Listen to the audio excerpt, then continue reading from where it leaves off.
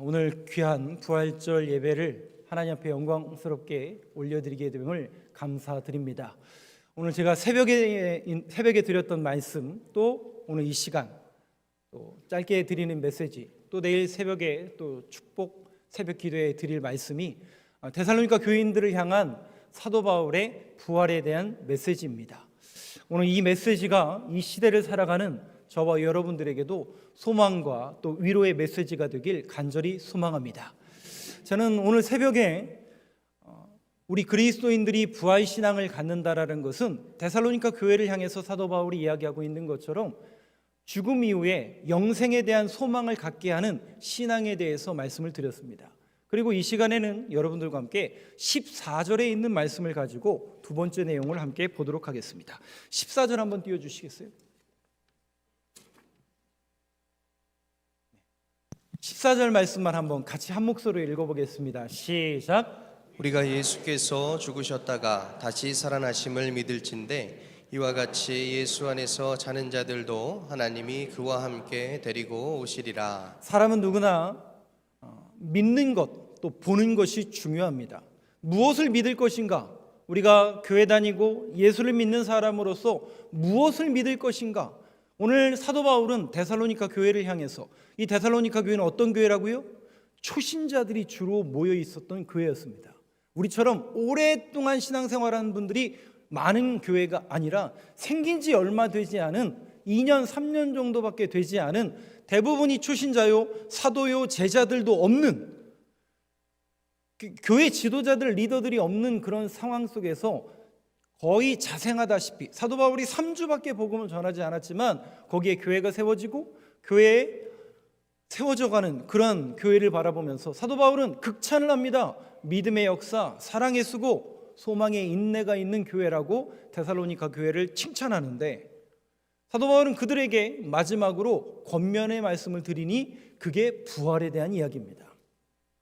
부활은 살아난다는 겁니다. 오늘 여기 보니까 우리가 예수께서 죽으셨다가 다시 살아나심을 믿을진대, 오늘 이 시대 속에서 저와 여러분들이 예수를 믿고 교회를 다니는 사람으로서 가져야 될 공통된 믿음은 무엇일까? 우리 예수님이 정말 죽으셨다가 참으로 살아나셨구나. 이 믿음의 고백이 저와 여러분들의 고백이 되길 간절히 소망합니다. 목사님, 무슨 뚱딴지 같은 소리입니까? 죽은 사람이 어떻게 살아납니까? 영화를 본 거겠죠. 이상한 환상을 본 거겠죠. 예수님이 너무 그리워서 뭔가 헛된 걸 본 거 아닐까요? 물론 저는 못 만났습니다. 그리고 못 봤습니다. 영상으로도 보긴 하지만 저는 제가 아직도 만져보지 못하고 제 눈으로 직접 주님을 못 봤기 때문에 제가 여러분들에게 드릴 수 있는 설교와 제가 여러분들이 드릴 수 있는 신앙의 권면은 단 하나, 성경에 있는 말씀을 제가 믿고 이 성경에 있는 말씀만 전할 뿐입니다. 그런데 2000년 전에 사도들은, 하나님의 말씀을 선포하는 사람들은 봤습니다. 뭘 봤죠? 비디오를 본 게 아니죠. 사진을 본 게 아니죠. 부활하신 주님을 만졌고 직접 눈으로 봤습니다. 그걸 가지고 몇 날, 몇 시, 몇 분, 몇 초에 예수님 만났구나, 예수님의 형상이 어떻게 생겼구나, 예수님이 몇 시, 몇 분에 왔구나, 그게 중요한 게 아니죠. 그들은 직접 봤기 때문에 본 것만을 전하는 겁니다. 그래서 그들의 메시지는 너무나 심플합니다. 예수님 살아나셨습니다. 더 붙일 게 없어요. 저는 더 붙이죠. 그게요, 성경 몇 장 몇 절에 나와 있고요, 그걸 이해하려면요 주석 뭘 봐야 되고요, 그건 저죠. 저는 그렇게 설교하지만 그분들은 너무나 심플해요. 그냥 봤기 때문에. 믿어진다라는 게 정말 기적 중에 기적이죠. 그러나 중요한 사실은 2000년 기독교 역사 속에서 이 부활의 신앙은 믿는 모든 이들에게 공통적으로 소망의 메시지가 되었고, 그 부활에 대한 신앙이 그들의 마음을 주장하고 붙드니까 어떤 어려움과 환경 가운데서도 마치 사도 바울이 고백하고 있는 것처럼 수많은 매와 가진 고난 속에서도 소망의 위로가 되시는 부활하신 주님을 만난 그 믿음의 고백이 그를 견고하게 붙들어줬던 것처럼 오늘 이 시대 교회가 또 저와 여러분들의 모든 삶에 이 부활의 믿음과 소망이 확실하고 견고한 믿음의 고백으로 여러분들 안에 자리매김하길 간절히 소망합니다. 요한복음 11장 25절 26절 한번 보여주시죠. 주님이 마르다라는, 나사로가 살아난 그 마르다라는 자매에게 또 그 자리에 있는 이들에게 말씀합니다. 질문합니다. 오늘 이 질문이 저와 여러분들에게도 동일한 질문이 되길 원하는데요, 25절 26절을 저와 한번 교독해 보겠습니다. 예수께서 이르시되 나는 부활이요 생명이니 나를 믿는 자는 죽어도 살겠고 무릇 살아서 나를 믿는 자는 영원히 죽지 아니하리니 이것을 네가 믿느냐? 이것을 네가 믿느냐? 이것은 그 시대의 독자요, 그 시대의 사람들에게만 주시는 주님의 질문이 아닙니다. 오늘 이 말씀을 대하고 있는 저와 여러분들에게도 동일하게 주시는 주님의 질문입니다. 네가 이것을 믿느냐? 이것을 네가 믿느냐? 여러분들은 뭘 믿으시죠? 우리 주님을 믿죠. 그리고 그 주님의 부활을 믿느냐라고 주님은 말씀하고 계신 겁니다. 이것은 어떤 초자연적이고 현상적이고 그때 잠깐 본 거 이런 게 아니라 진리의 말씀을 네가 믿느냐, 이 질문입니다. 많은 이들이 이 질문에 대해서 곰곰이 생각해 봅니다. 과연 죽은 자의 부활, 과연 나도 살아날까?